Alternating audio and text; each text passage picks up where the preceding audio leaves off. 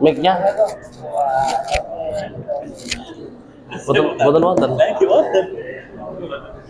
Oh.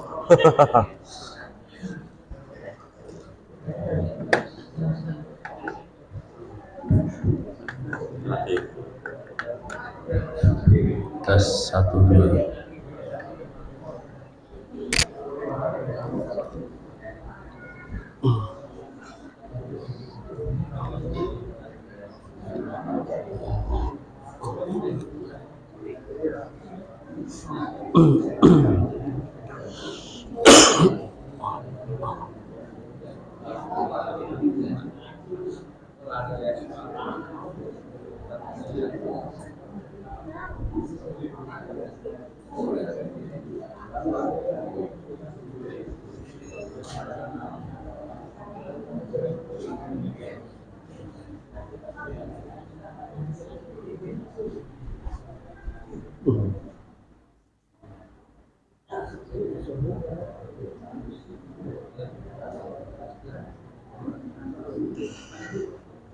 Bismillahirrahmanirrahim.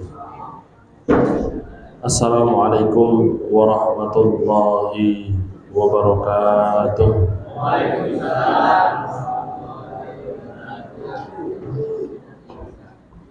Alhamdulillah.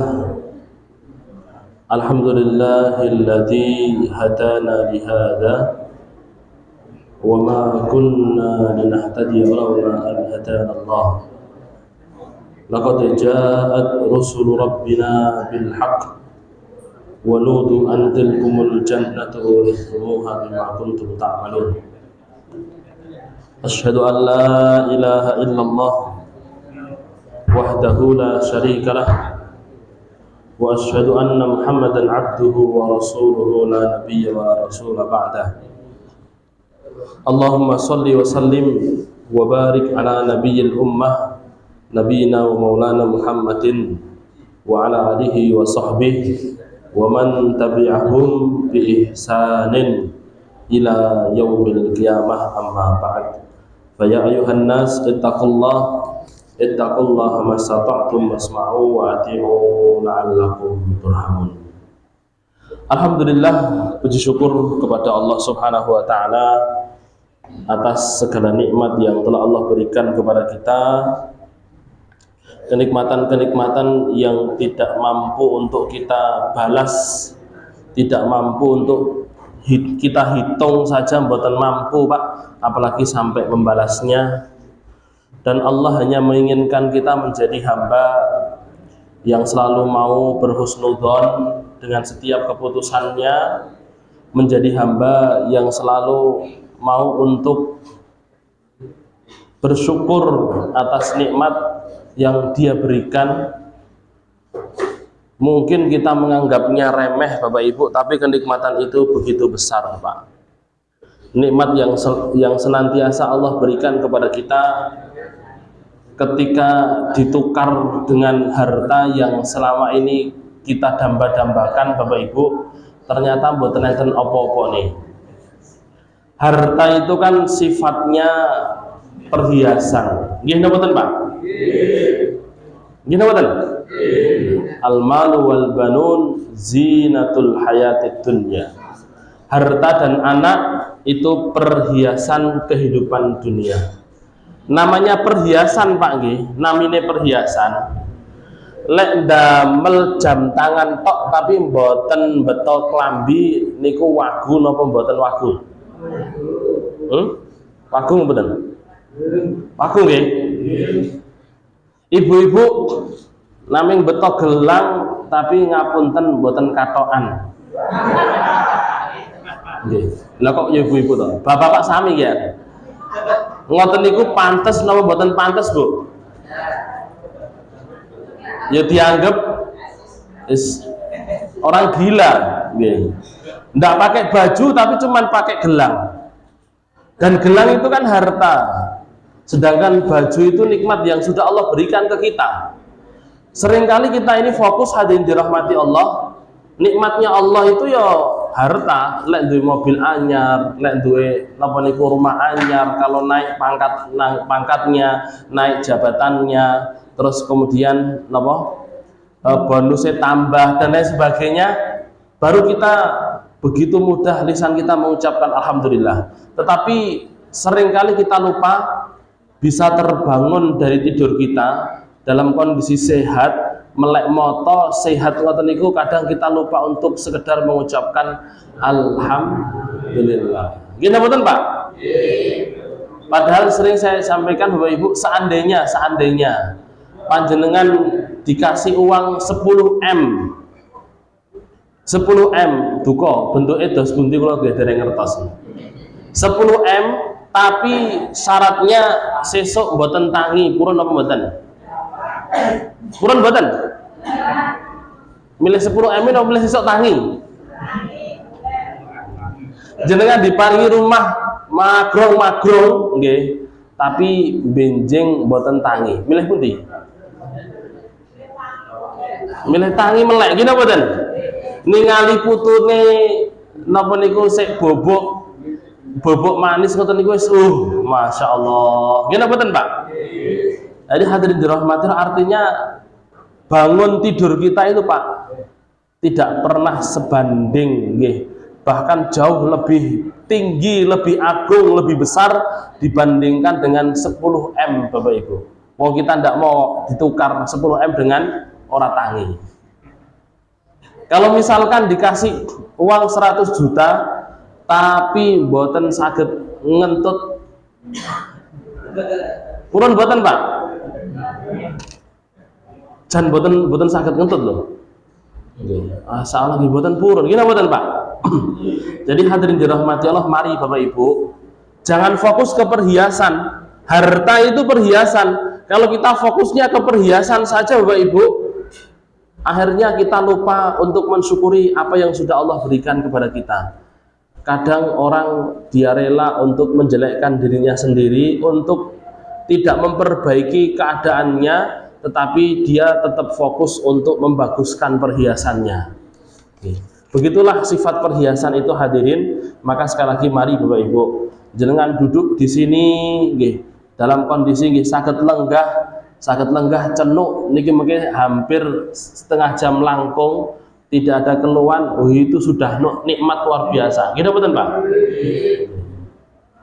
Mungkin ada yang napa niku oleh Allah Subhanahu wa taala dikasih duduk sebentar ngono wis kabeh keju. Nggih. Kudu ngadeg, lha urip kudu ngadeg kalih napa niku ngadeg terus tidur, ngadeg tidur kan mboten nikmat, pun saged lenggah. Gitu mboten? Sing bokong ngenten udune ngono wis ora nikmat Bapak Ibu. Nggih mboten? Jadi sekali lagi mari kita tingkatkan kualitas syukur kita kepada Allah. Banyak nikmat yang belum kita syukuri, banyak nikmat yang pantas untuk kita syukuri dibandingkan dengan mengangan-angankan sesuatu yang belum Allah berikan kepada kita. Lebih sering kita menutup mata dari nikmat yang diberikan oleh Allah kepada orang lain. Kenapa? Karena dari mata itu turun ke hati. Gini mboten? Jenengan ningali nikmat yang dimiliki oleh orang lain, ibu-ibu alah mek delok napa niku? Delok napa, Bu? Delok bros, ningali bros napa bros? Nggih, bros nggih. Ningali bros e kancane ngono ae pengen kok melek kok. Nggih napa mboten? Nggih. Mboten, alhamdulillah lek mboten. Lihat apa gitu, lek napa niku lek sepuh niku biasanya sing dipengeni napa to sing sepuh? Kembang. Ningali kembange kancane ngono pengen kok. Ngene mboten?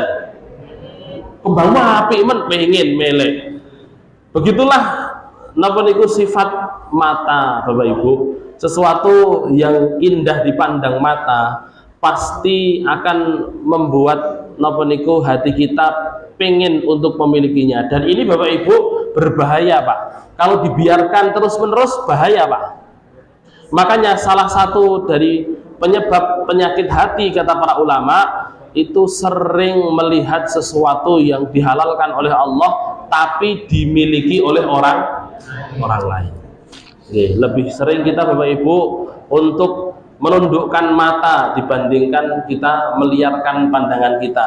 Lebih sering kita untuk bersyukur kepada Allah dibandingkan mengangan-angankan sesuatu yang belum Allah berikan.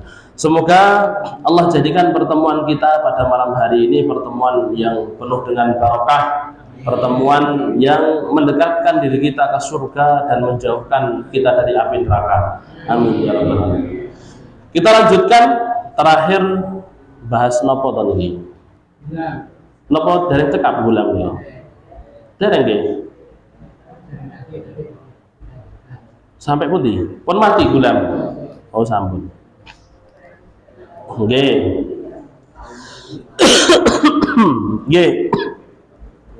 Kalau kita kok napa niku pun cekap. Jadi sudah mati nggih. Jadi gulam dia mau dibunuh oleh raja 3 kali mau diglindingnya saking inggil ting dhuwur gunung ndak bisa. Sing glinding malih pasukane. Mau ditenggelamkan di laut di samudra mboten saged, ternyata malah sing tenggelam pasukane. Yang pasukannya Bapak Ibu nggih laut dan apa niku kapal dibalikkan, pasukannya masih pakai baju-baju besi. Yo mendelep Bapak Ibu. Sedangkan gulam beliau ndak pakai apa-apa. Terus kemudian akhirnya oleh si gulam dikasih tahu jenengan nggih lek arep mateni kula niku gampil.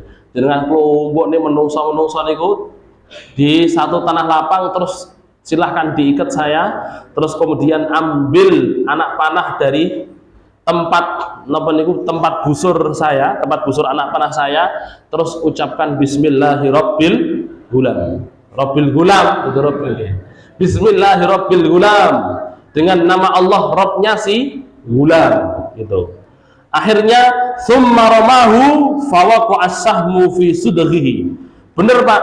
Kemarin kita bahas juga bahwasanya si raja ini rekae Pak nggih pengen belenjani. Mosok dadak ngomong bismillahirabbil gulam. Ora usah dipanah deket Bapak Ibu, ndak mengucapkan bismillahirabbil gulam. Ternyata mboten kena Pak.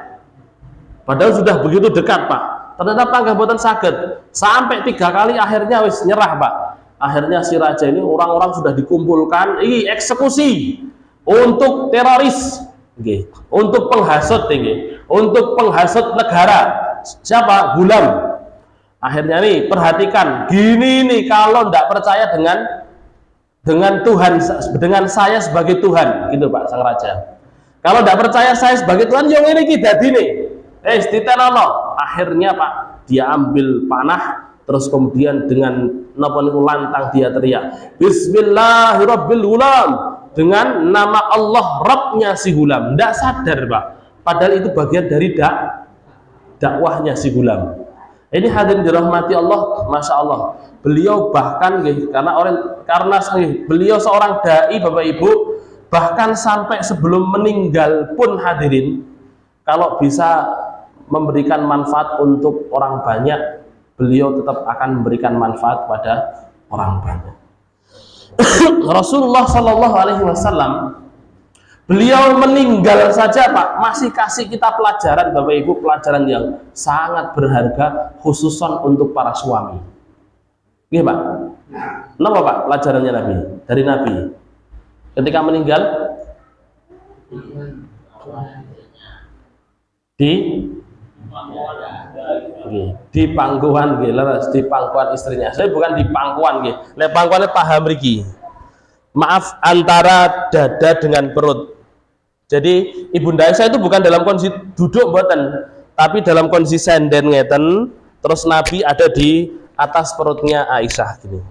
Kepala beliau meninggal di situ itu Pak. Seorang laki-laki mulia, nggih. Seorang nabi yang mulia Bapak Ibu. Beliau kalau minta saya mati di medan perang bisa, beliau kalau minta mati di medan perang bisa Pak. Tapi beliau menginginkan meninggalnya di atas kasur, dan beliau memberikan contoh kepada kita khususan untuk para suami meninggal dalam pelukan istrinya.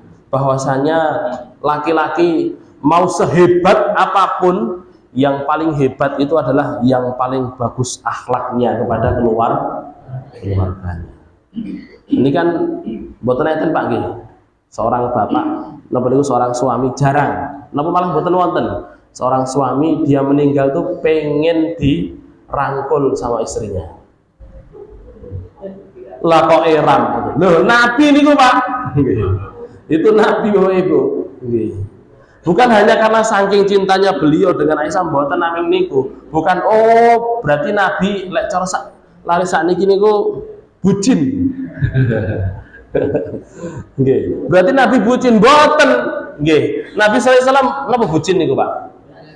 Nggih, budak cinta. Maksudnya niku jadi laras sakniki Pak bahasane kalau ada laki-laki dewemen dengan seorang perempuan atau sebaliknya sampai kon ngopo-ngopo niku gelem durung ngolah ngalah. Ngoten Pak nggih. Wis njaluk apa kei berusaha dituruti, ngomong apa misalnya nggih dijak napa niku dijak sepedaan, ngejak sepedaan garwane.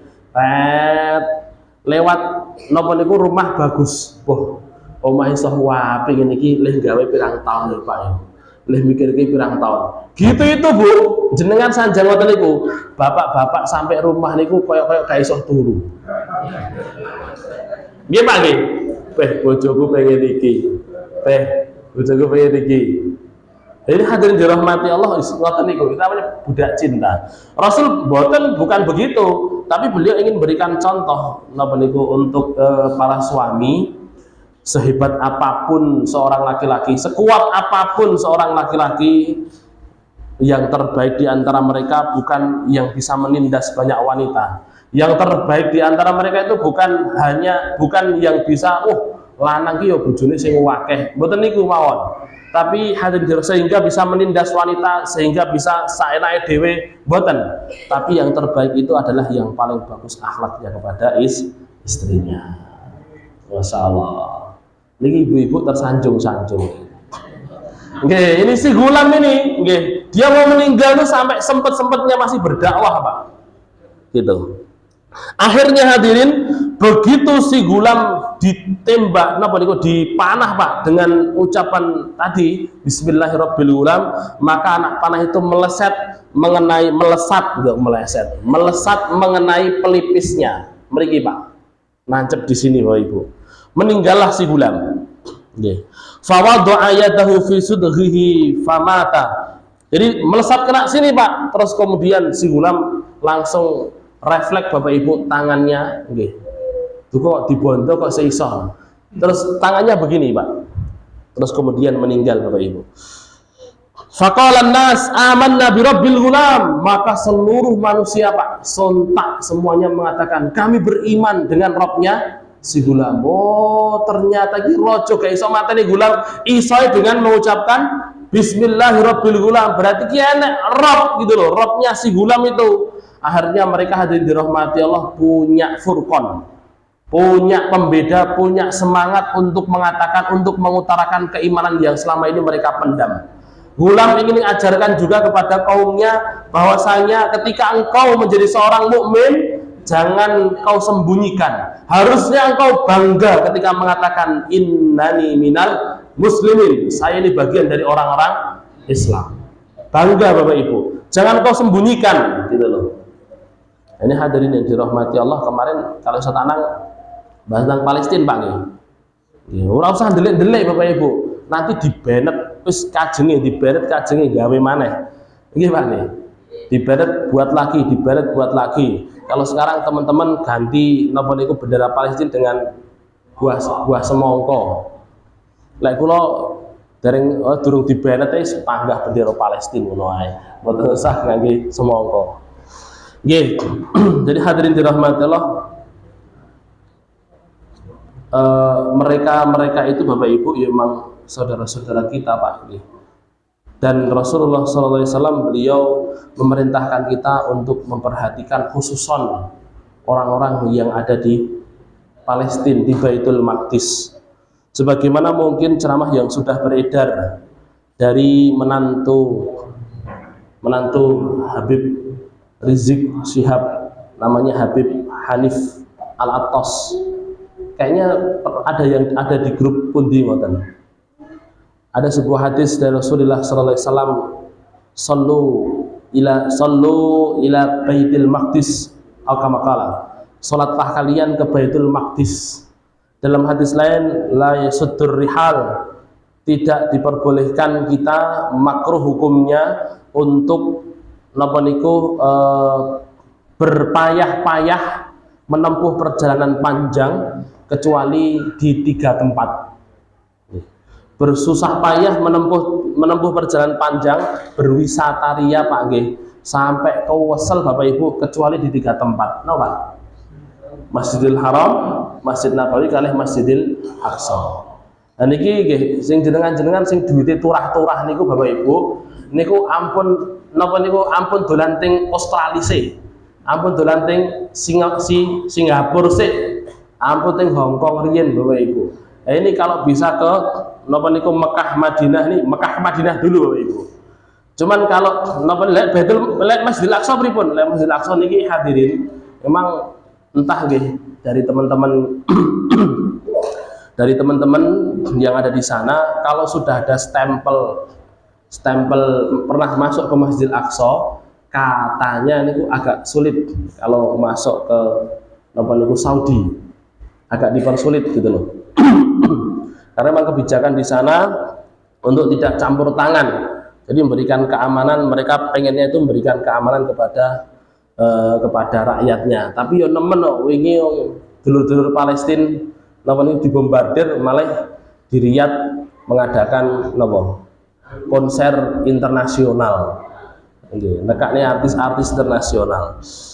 Nggih, jadi intinya hadirin dirahmati Allah sekali lagi, Gulam ingin ajarkan kepada kaumnya, ngene iki lho.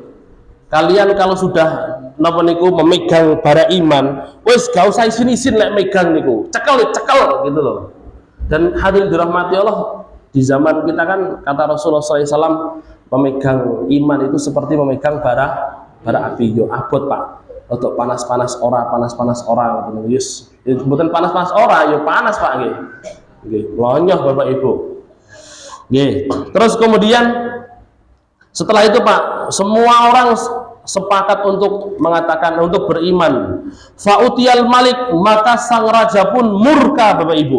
Faqila lahu araita ma kunta tahdhar qad wallah nazala bika hadruk. Maka ada yang mengatakan kepadanya, piye? Jadi ada penasihatnya mengatakan begini, saya tadi sudah bilang, kemarin saya sudah bilang, oh mbok turuti omongane si Gulam ini, kalau sampean pengen aman itu jangan mbok usik.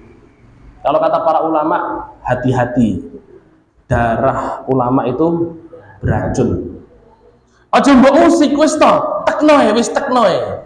Dimatikan saja pamornya. Wis ditekne wae. Penasihatnya aslinya sudah ngomong gitu, Pak.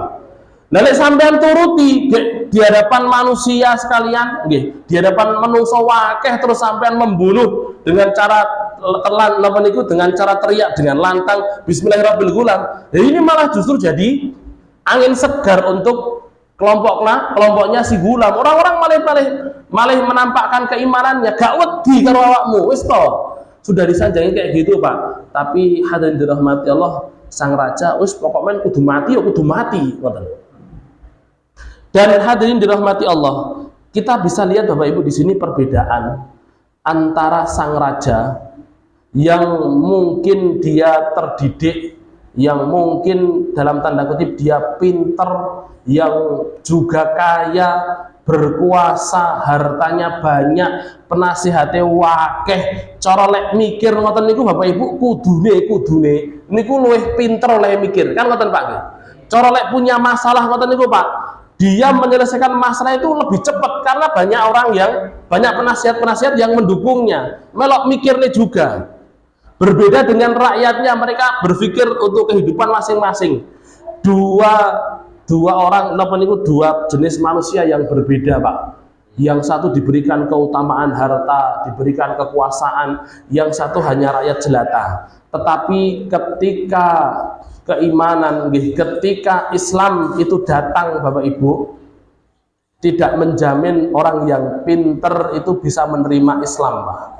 Selogis apapun Islam Bapak Ibu, tidak ada jaminan profesor doktor dia mau menerima Islam. Gini betul Pak? Sekaya apapun hadirin dirahmati Allah, tidak ada jaminan juga orang ini mau untuk menerima Islam, gitu loh. Jadi hadirin yang dirahmati Allah, itulah pentingnya kita meminta hidayah kepada Allah Subhanahu wa taala. Pentingnya kita meminta hidayah kepada Allah, karena kalau Allah sudah menghalangi hidayah dari seorang Pak, mau sepandai apapun Bapak Ibu, yo panggah mboten saged ningali Pak. Mau sekolah dhuwur-dhuwur sampai profesor, doktor, nggih. Napa nih Pak?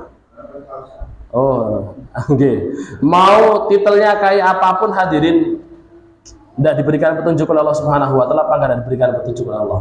Ada orang India titelnya itu lebih panjang daripada namanya Pak. Wow, titelnya berapa baris gitu. Iya, panggah buatan mlebet Islam Bapak Ibu. Entah karena apa, atau apakah karena napa niku ndak? Apakah karena ndak tahu, ataukah ndak sampai nalarnya ke sana, ataukah tahu tapi takut. Sak pinter-pintere Einstein mawon Pak nggih. Einstein iku pinter mboten Pak? Duka jarene yo pinter jarene. Nggih Pak. Tapi ketika Allah menghalangi dari hidayah, ya panggah terhalangi Pak. Sekenal-kenalnya seseorang dengan Nabi Bapak Ibu, ada orang Pak sangat-sangat kenal dengan Nabi, tahu dengan Nabi. Ibaratnya itu kalau mereka suruh mengenali Nabi di antara banyak orang, segerombolan orang, itu lebih mudah bagi mereka dibandingkan mengenali anaknya sendiri. Tapi begitu Nabi muncul hadirin, mereka orang yang pertama menolak Rasulullah SAW. Siapa? Orang-orang Yahudi. Orang-orang Yahudi Pak. Mereka kata kalau perang Bapak Ibu, kalau perang di Madinah Pak, mereka perang dengan orang Arab Pak. Kalau kalah mereka akan mengatakan titenono, mereka akan mengatakan titenono. Nanti kalau sang Nabi itu datang akan memberikan pertolongan kepada kami, disokong kami oleh Allah. Titenono, ngoten Pak. Dibangga-banggakan. Mereka yang menggembor-gemborkan Pak. Mereka tahu betul hadirin dirahmati Allah, Nabi itu kayak apa, ciri-cirinya kayak apa, tohnya, ngerti toh Pak? Ngertos nggih? Nggih, stempel kenabian itu toh. Nggih. Jadi stempel kenabian itu kata Imam Al-Qutubi, kata para ulama, bentuknya itu seperti agak kecoklatan, ada di antara niki. Yang mriki Pak, Pak, di antara dua punggung niki. Niki napa niki? Bahu napa empang? Niki.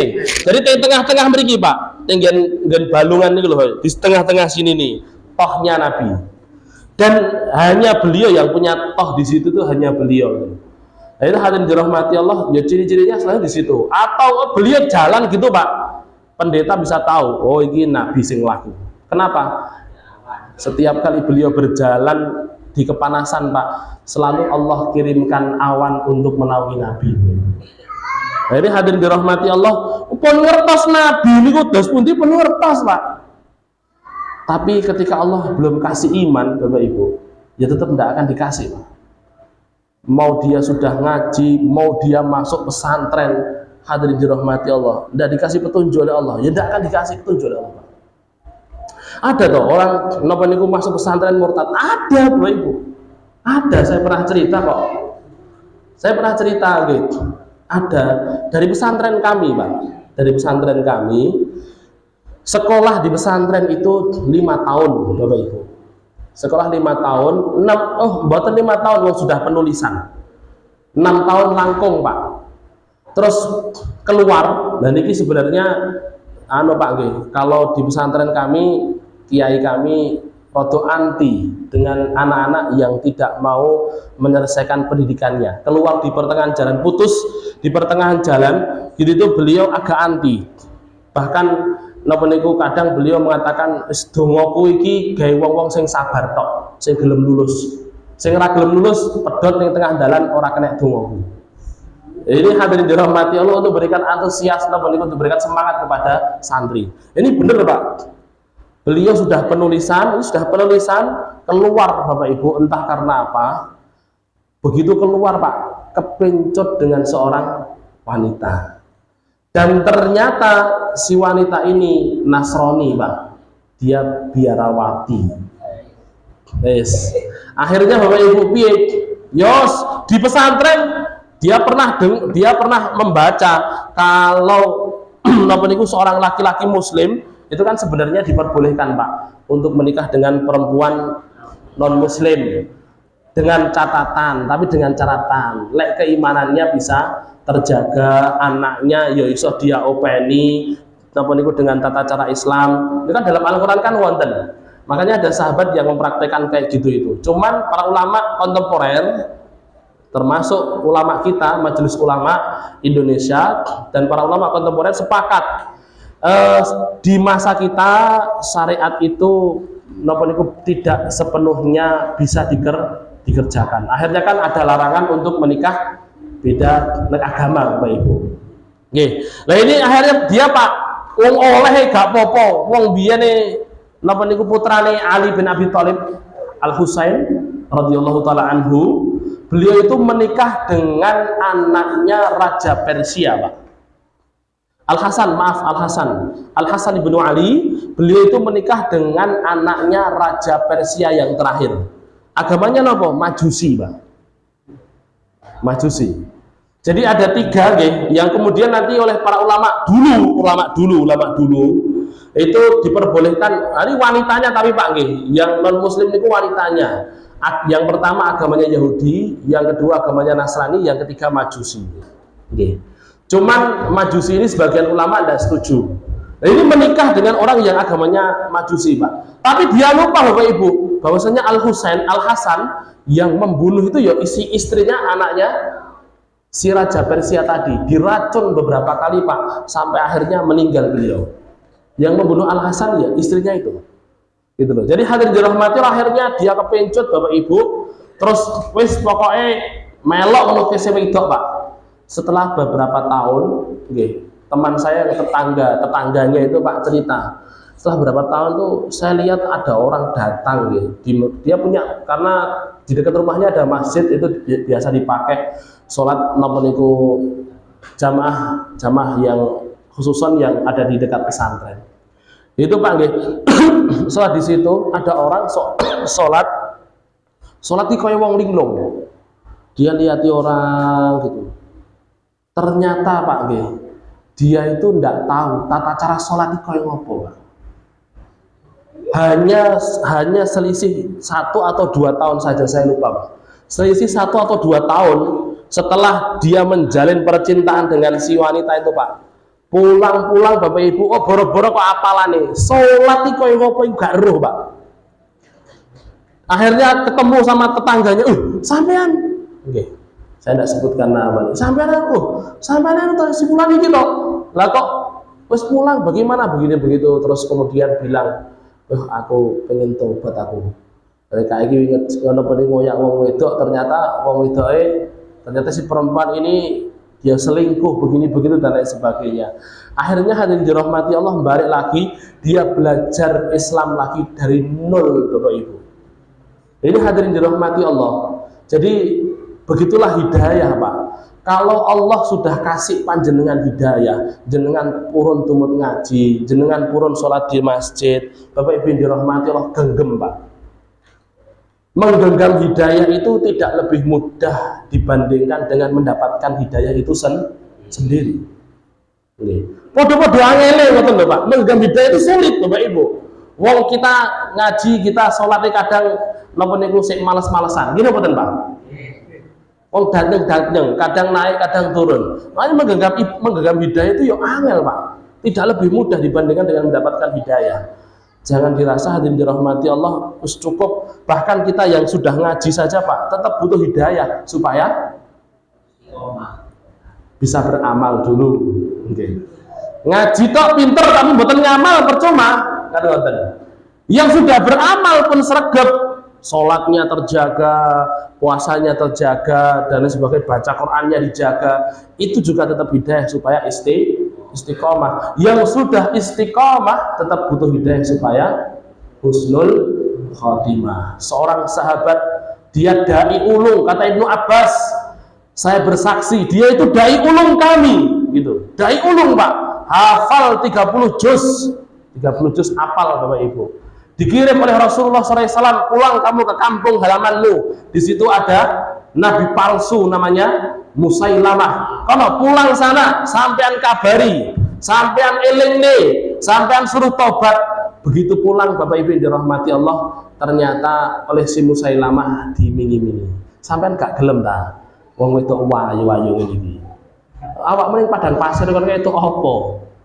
Ya gak itu apa-apa. Sampean lek rabi, lek melok aku, rabi ora mung 4 tok. 10 gak apa-apa. Minum minuman keras los, ngoten nggih. Dan lain sebagainya los. Sampean pengin bondo, tak kei. Sampean mau kekuasaan, tak kasih. 1/3 dari napa niku kekuasaanku tak kasih ke awakmu. Nek sampean mau jadi pendukungku. Akhirnya apa? Tidak bisa tidur Bapak Ibu, dia tidak jadi pulang. Ternyata hadirin dirahmati Allah, hanya 1 malam Allah Subhanahu wa Ta'ala membalikkan keadaannya Pak.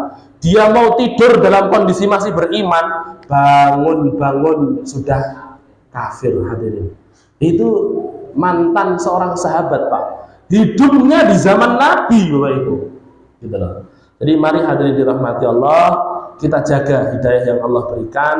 Kalau ada sinyal napa niku, ada indikasi-indikasi kok mulai rodok luput-luput lunyu-lunyu ngoten Pak.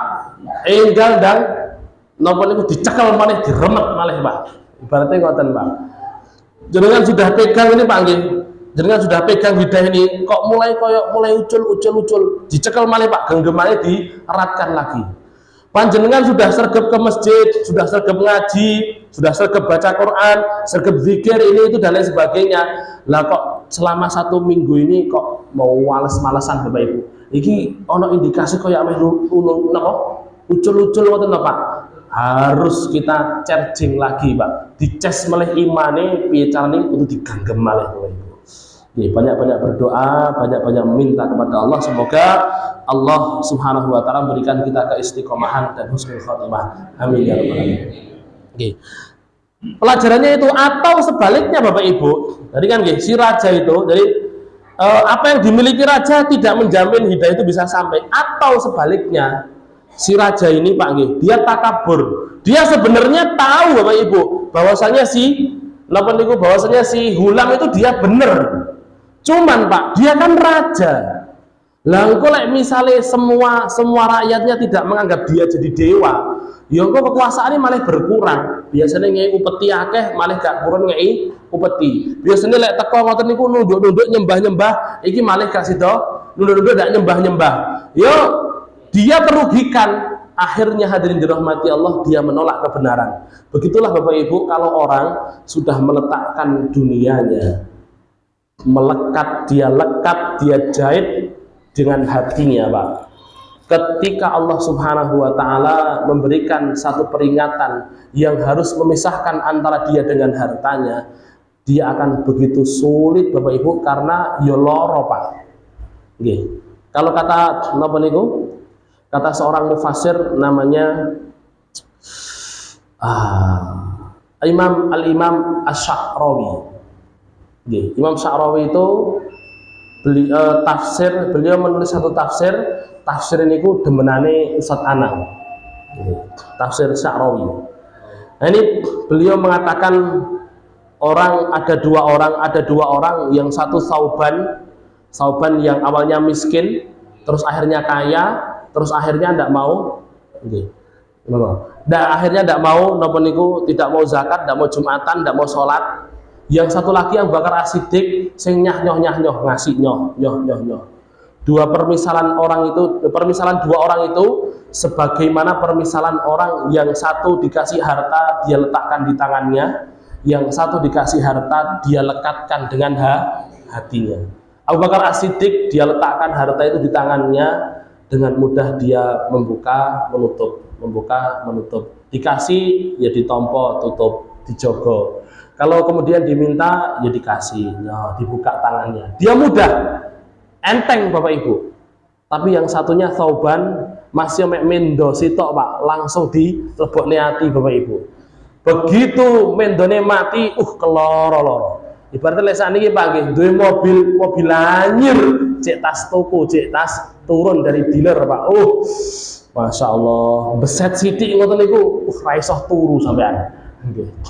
Ini hadirin ngatos-atos orang yang seperti ini Bapak Ibu, kalau sudah nanti dapat teguran dari Allah Subhanahu wa taala, abot Pak. Musibah itu akan terasa lebih menyakitkan dibandingkan orang yang hanya meletakkan dunianya di tangan saja. Panjenengan khususon sing pun pensiun putra-putrane pun mentas niki mboten wancine mlecing malih Bapak Ibu. Wong putra-putri jenengan pun dados to.